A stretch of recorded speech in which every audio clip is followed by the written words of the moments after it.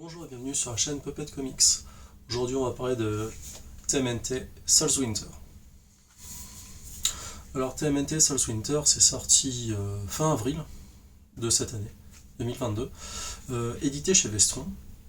Auparavant édité donc chez Mirage Studio entre 90 et 91 en VO, et une reprise en 2014 chez IDW qui a récupéré la licence des Tortues Ninja aux USA. Donc les deux artistes, Michael Zulli, qui est à la fois dessinateur et qui est à l'origine de l'histoire, et Stephen Murphy au scénario. Donc ça reprend l'intégralité finalement du cycle Soulswinter, qui était auparavant une trilogie, plus trois autres histoires. Alors bon, si je regarde bien, qu'est-ce qu'on a comme histoire? On a Une paille dans l'œil de Dieu, Instant manqué et Hubris. Donc les trois que je viens de citer, c'est des histoires qui sont un peu indépendantes de Soulswinter, et donc dessinées par Michael Zulli. Alors Michael Zulli, qui est-il? Bon, il est encore en vie. Un dessinateur qui a opéré sur Sandman. Sa série qu'il a fait connaître en tant que dessinateur, entre parenthèses animalier, parce qu'il aimait bien dessiner des animaux, c'était Puma Blues. Alors je suppose que ce n'est pas encore sorti en France, en tout cas je les ai jamais vus. Voilà, et en ce qui concerne le scénariste Stephen Murphy, je crois qu'il a beaucoup travaillé pour le cinéma. Après, je ne saurais pas vous citer des films, j'ai vu un article rapidement sur Allociné et autres, quoi. Pour faire cette vidéo, donc je me suis inspiré finalement de ma lecture sur Soulswinter, et je me suis inspiré aussi de Tortupédia, du site Tortupédia. J'ai aussi regardé la chaîne de The Turtle Den, c'est un américain qui est spécialisé sur les TMNT. Donc si vous comprenez l'anglais, ça peut être pas mal, il a tout un univers et autres. Et je me suis basé aussi sur une critique de Babelio, une critique d'un Français qui avait fait un commentaire il y a à peu près 6 ans de ça, en 2016, ce qui m'a aidé à mieux comprendre le récit, parce que finalement, l'histoire et ce qui est autour, c'est assez tortueux. Donc voilà, on va rentrer ensemble finalement dans le vif du sujet. Donc, Soulswinter, en quoi ça diffère des TMNT qu'on a l'habitude, en quoi le rythme et ce dont on parle, c'est différent des TMNT. Alors la première chose que l'on doit soulever, c'est que d'abord ça fait la part belle au mysticisme, à la magie, finalement. Et dans un deuxième temps, il y a aussi le design des personnages qui est très très différent. Et ça, on va en parler dans quelques minutes. Là, je vais plutôt commencer par le ton mystique. Donc le ton mystique, finalement, ça commence... le comics commence là-dessus. Il y a Shredder qui rentre, qui se prépare pour mener une bataille sur le plan astral. Et donc il boit une décoction et il va directement attaquer Splinter sur le plan astral. Bon, finalement, je vous passe les péripéties ou autres. J'essaie d'ailleurs de pas trop spoiler dans cette vidéo, même s'il va y avoir un spoil majeur, mais ça je vous avertirai avant. Donc Shredder se bat contre Splinter, et c'est Shredder qui gagne. Splinter est un peu désemparé, et finalement il va être obligé donc de faire appel à ses enfants. Alors on va faire une courte parenthèse, déjà pour évoquer le design de Shredder. Shredder, là, il est... son costume, c'est un costume de samouraï, alors qu'il est maître ninja. Sauf que là, ça montre véritablement qu'il est le maître du clan, parce que finalement dans le Japon médiéval, les ninjas, comme vous le savez, ça n'existait pas. Hein. Et finalement, le samouraï, c'est le guerrier honorable. Le ninja, c'est le guerrier de l'ombre. Est-ce qu'il est honorable? Quand on chopait des ninjas dans la loi, comme c'était des assassins, ça pouvait être des espions ou autres, ils n'étaient pas considérés comme un samouraï, et donc on pouvait les torturer. Bon, après, ça dépend de la période ou autre. Mais comme je vous l'ai dit, les ninjas n'existent pas. Voilà. Donc on peut trouver ça original que Shredder soit habillé en samouraï. Il a tout, il a le casque, il a le même pot, la cuirasse de samouraï, il a tout. Voilà.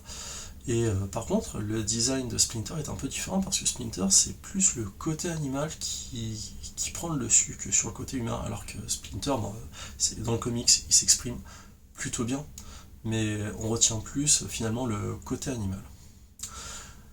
Donc, je reviens au combat. Shredder a gagné ce combat sur le plan astral, et Splinter est obligé donc de réveiller ses enfants. Alors pourquoi réveiller ses enfants? Là, on passe à la deuxième partie du design, donc les tortues. Comme vous pouvez le voir sur la couverture, C'est très très différent. D'ailleurs, un de mes élèves m'a vu en train de lire pendant que eux étaient en train de travailler, m'a vu regarder la couverture, il m'a demandé mais est-ce que c'est les Tortues Ninja? Je lui ai dit oui, mais par un dessinateur différent. Et donc, j'en viens à ce sujet, Splinter est obligé, vu que c'est l'hiver, de réveiller ses tortues, ses enfants. Et vous savez très bien que les tortues terrestres ont besoin donc d'hiberner en hiver. Et donc là, on est vraiment dans le côté bestial, finalement. Bah, pas vraiment bestial, mais dans le côté animal. Parce que finalement, les tortues, c'est leur nature animale qui prime dans tout comics. D'ailleurs, je sais pas si vous pouvez le voir, mais dans la couverture, vous ne pouvez pas les différencier. D'ailleurs, il y a une scène de combat, quand ils combattent les foot, on ne peut différencier aucune des tortues parce qu'elles ont toutes des sabres. Donc ça, je vous le mettrai en image de toute façon à côté pour un peu plus illustrer mon propos. Et c'est vrai que quand Vestron l'a annoncé, c'est vrai que ça fait tiquer parce que ces tortues, véritablement, si je vous les remontre, elles font vraiment peur, quoi. C'est vraiment le côté tortue qui est dessus avec le bec. On a vraiment l'impression d'avoir un mix entre une tortue terrestre et une tortue aquatique avec une espèce de carapace un peu molle, là, celle que vous pouvez voir là. Bon, voilà, j'en reviens au combat. Donc Splinter réveille ses enfants en disant oui, il va falloir se battre contre Shredder, c'est important, c'est une question de vie ou de mort. Et ce qu'on voit qui est très important chez les tortues, c'est qu'elles ont un vocabulaire qui est vraiment peu élaboré, quoi, à la limite de l'enfant de 3 ans. Et bon, qu'est-ce qui se passe? Ils essuient encore une défaite sur le plan physique, mais Shredder les laisse fuir. Lui, ce qu'il voulait, véritablement son but, c'était d'avoir une victoire sur les bêtes. Et finalement, le comics va tout le temps insister sur le côté de la supériorité de l'homme contre l'animal. Et donc, de ce combat, il en ressort qu'une des tortues est gravement blessée, finalement, sa main est coupée, et elle perd beaucoup de sang. Et donc, Splinter va devoir se résoudre à invoquer une puissance occulte, Animus, qui refuse d'ailleurs de l'aider. Et ça, on en reviendra à la prochaine partie spoil. Donc, finalement, qu'est-ce qui va se passer? Toute l'histoire va tourner autour, finalement, donc de la sauvegarde des tortues. Et une chose inattendue arrive, c'est Shredder qui chope un passant, qui dit « Aimez-vous les uns les autres », parce qu'il s'est fait exploser son appartement par un corbeau. Il faudra que vous le lisiez pour savoir pourquoi. Exactement, parce que je vous laisse encore un peu de mystère. Et Shredder va faire quelque chose par rapport aux tortues. Ça, vous le lirez aussi, parce que si je vous le dis, c'est un spoil majeur, donc je dis plus rien par rapport à ça. Et donc, la suite de l'histoire, ça va se dérouler sur les tortues qui essayent de sauver leur frère, et finalement, une entité qu'on pense être Animus, va posséder la tortue qui était blessée. Et donc, attention, spoil majeur, je vous laisse un petit peu de temps pour passer votre chemin ou autre. Je vous laisse aller 5, 4, 3, 1 seconde. Je vous mettrai le code pour passer directement le spoil. Voilà, ça y est. Vous vous êtes bouché les oreilles ou vous avez passé. Donc, voilà ce qui se passe. Il y a tout un combat, ouais, c'est beaucoup dire. Finalement, il y a la bestiole qui a possédé la tortue, lui donne le choix. Il lui dit, t'es un mutant, tu appartiens ni aux animaux, ni aux humains. Donc ta place n'est pas ici. Ta place, tu n'as pas à mourir finalement. Qu'est-ce que tu choisis entre la vie et la mort? Sachant qu'il y a un marché dupe derrière. Donc la tortue va choisir la vie. Et sur la dernière page, la tortue va dire ça. 2 choses. Elle va dire d'abord frère, comme si elle reconnaissait ses frères. Elle va dire quelque chose qui est encore plus choquant. C'est ça. Je suis libre. Donc ça veut dire quoi? À votre avis? Moi je vous donne pas la réponse, mais elle est implicite. Voilà. Fin du spoil. Donc finalement, ce recueil, est-ce qu'il vaut le coup? Si vous êtes habitué à la série iComics des Tortues Ninja et autres, ce récit va vous dérouter. Pourquoi? Parce que le rythme n'est pas le même, ça fait la part belle au mysticisme, il y a énormément de sous-entendus sur des poèmes ou sur d'autres choses, sur des auteurs romantiques, sur des auteurs très contemporains. Il y a du pot par exemple, il y a des choses qui sont déroutantes de voir Shredder qui chope quelqu'un et qui lui dit aimez-vous les uns les autres. Finalement on a quoi? On est un espèce de Shredder christique, mais c'est bizarre ça, un Shredder christique, c'est pas un peu un bourrin qui veut imposer sa domination? Bon, et donc finalement, après, il y a 3 histoires courtes qui n'ont pas vraiment de lien, mais qui sont dessinées par la même personne, et des fois, le récit est un peu confus.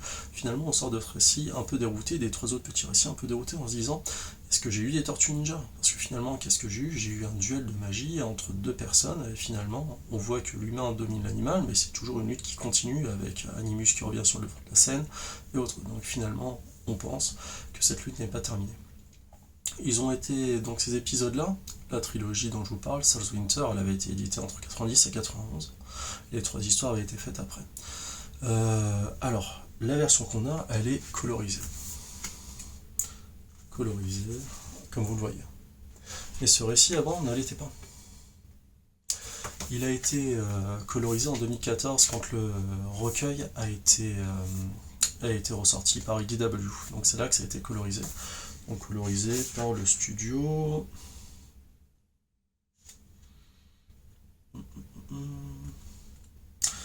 Digicore Design Limited. Donc c'était Digicore qui a colorisé, et la colorisation est très très belle, mais au départ le récit, quand il était sorti en 90-91, était en noir et blanc. Voilà, ça aurait été bien que Vestron finalement propose 2 versions, ou alors quelques images en noir et blanc, ou alors un plus gros bouquin avec la version noir et blanc et la version en couleur. En tout cas, moi je pense qu'ils se sont basés sur la version d'IDW sortie en 2014. Pour conclure, si vous êtes intéressé par l'histoire des tortues, par ce qui est sorti et autres, alors ce livre-là, comme Lovecraft Infestation ou Body Count, c'est intéressant pour voir comment les tortues ont évolué, et surtout avec différents auteurs, parce que finalement, c'était des auteurs qui avaient été invités pour faire leur propre histoire et leur propre dessin. C'est ça qui était sympa dans les Tortues Ninja, avant que ça devienne finalement une grosse franchise. Et voilà, par contre, si vous êtes fan d'action, fan de la série comics, vous allez être dérouté. Donc c'est pas sûr que ce soit un must-have pour vous. En tout cas. Moi, ce que j'en pense, c'est que j'ai été intéressé. Est-ce que j'ai aimé le récit? Absolument pas. Je l'ai pas aimé, je vais le garder pour la collection et tout ça. J'avais préféré Lovecraft, Infestation, qui finalement prenait place dans la série régulière, un peu comme Tortue Ninja et SOS Fantôme, qui sont aussi ancrés dans la série régulière. Mais bon, c'est de la collection, donc moi je vais le garder. Je l'ai lu 2 fois avec plaisir pour pouvoir faire cette vidéo et pour pouvoir fouiller un peu les choses. Voilà, vous, si vous l'avez lu, vous me direz ce que vous en avez pensé ou autre. Moi je pense que si vous voulez rester sur la série iComics, celui-là est dispensable. En tout cas, moi ce dont je suis content, c'est que Veston, iComics, Plume et d'autres éditeurs ont vraiment fait un travail pour faire sortir quelques récits Tortue Ninja, même si des fois c'est pas les plus qualitatifs qui sont sortis. Au moins on a une chronologie et on voit ce que ça a pu donner comme variante. Donc moi je trouve ça très intéressant, et je pense que je continuerai à acheter chez Vestron ou chez les autres qui sortiront des tortues, parce que je suis vraiment fan des tortues et j'aime bien voir comment ça évolue. Ce titre, Souls Winter, il marque véritablement bien la différence avec l'ancienne série qu'on peut retrouver dans les classiques ou la série actuelle que l'on trouve chez iComics. C'est intéressant. Après, est-ce que vous êtes prêt à dépenser 17 ou 18 euros pour avoir un récit qui risque de ne pas vous plaire? Ça, c'est à vous de voir. En tout cas, je vous remercie d'avoir regardé cette vidéo. Likez-la si vous avez aimé. N'hésitez pas à commenter si vous êtes d'accord, si vous n'êtes pas d'accord, si vous voulez rajouter des choses que j'ai pu omettre dans la vidéo. Voilà. Et je vous souhaite à tous un bon week-end, un bon dimanche ou une bonne journée selon quand est-ce que vous regarderez cette vidéo. Je vous dis à bientôt. Au revoir.